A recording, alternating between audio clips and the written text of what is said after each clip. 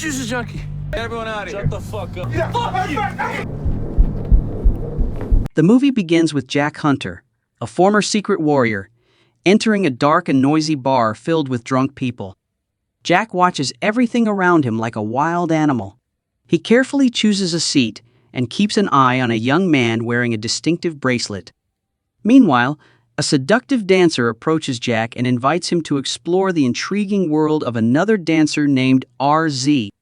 She also wants to learn more about him. Across the room, the young man with the bracelet, Bobby, was surrounded by several women. He felt jealous when he saw Jack talking to the dancer. Bobby called the dancer back, but she firmly refused and asked him to leave her alone. Furious, Bobby approached Jack and told him to leave. Jack didn't want trouble and tried to walk away, but Bobby blocked him and pushed him. In self-defense, Jack made Bobby's nose bleed. The fight drew attention, and some other tough guys in the bar decided to attack Jack. Jack was a skilled fighter and easily defeated his attackers. Amid the chaos, a powerful man named Nichols entered the bar with his group. Nichols was both a businessman and a crime boss.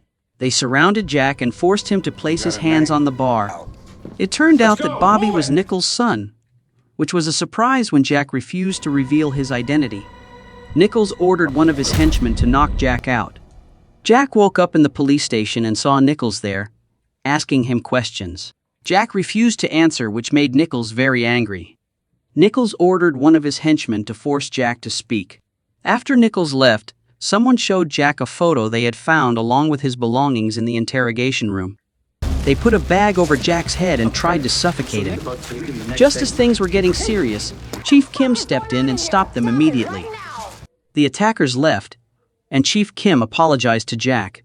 Just as Chief Kim was about to release Jack, he suddenly took her hostage at gunpoint. He calmly told her she would be safe if she followed his instructions. Jack held Kim in the police station lobby and escaped using a police car. Meanwhile, Nichols returned home, where he lived with his sister Maggie. He went to Bobby's room, furious, asking about Jack's true identity. Bobby said he didn't know much but promised he could handle the situation. Nichols scolded Bobby for always causing trouble. Later, they all sat down for dinner, and Nichols showed them a photo he had taken from the police station. The photo made Bobby act differently, suggesting he might have a secret connection with the woman in the picture. Meanwhile, Jack stopped his car by the roadside and opened the trunk. He found a collection of weapons, which seemed like an important discovery. As he examined them, he heard Kim's voice on the radio asking him to return. But Jack said he needed to investigate what happened to his missing daughter, the woman in the photo. At the end of the day, Nichols and Maggie met with a wealthy landowner and a politician.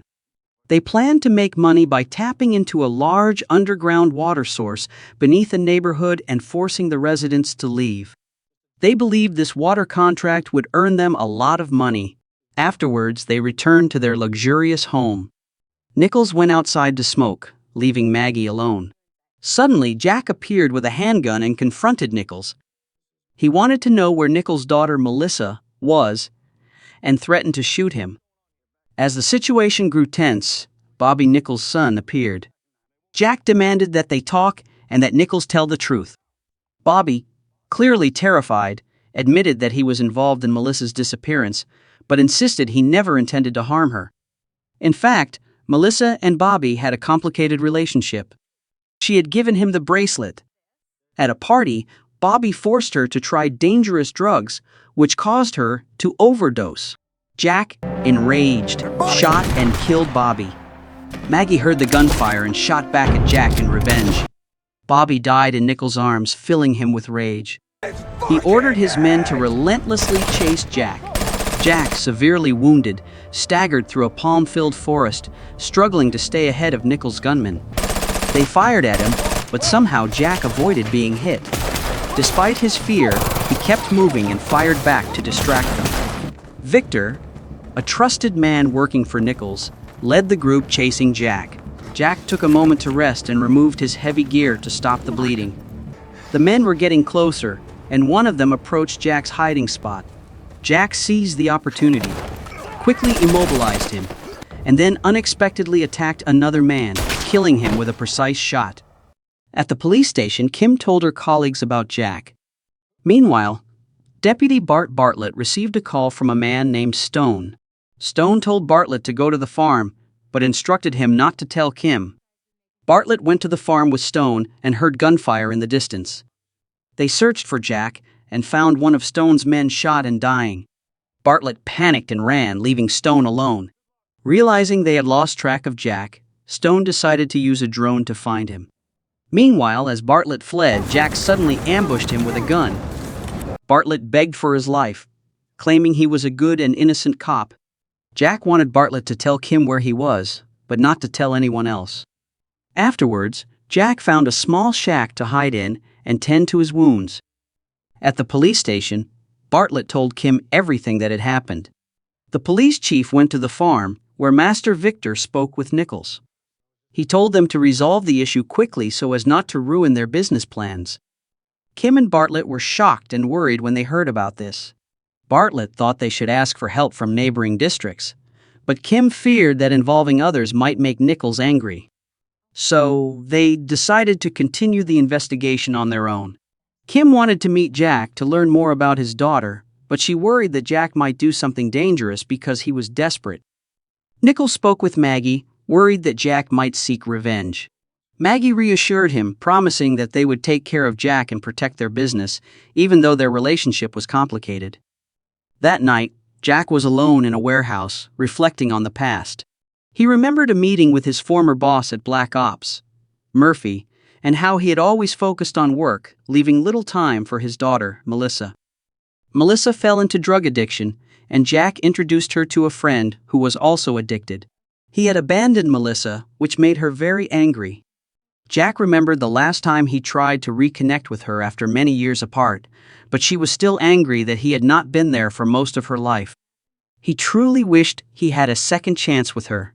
The next day, Murphy arrived at Nichols' mansion by helicopter.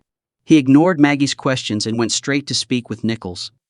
Murphy said he was the only one who could catch Jack and warned Nichols not to underestimate him.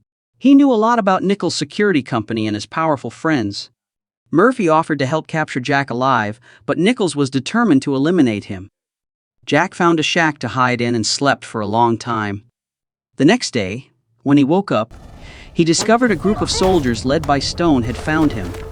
They aimed their guns at Jack and attacked fiercely. Despite the odds, Jack found the strength to disarm them and stop their attack. He stood over the wounded Stone, determined to uncover the truth.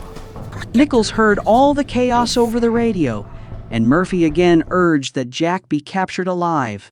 However, Maggie was determined to kill him.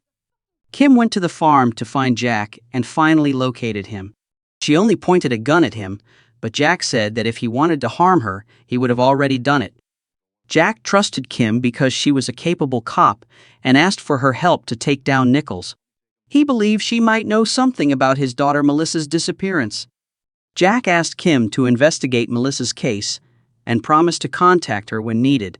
Afterwards, Jack returned to the warehouse where Stone was tied up and covered in blood.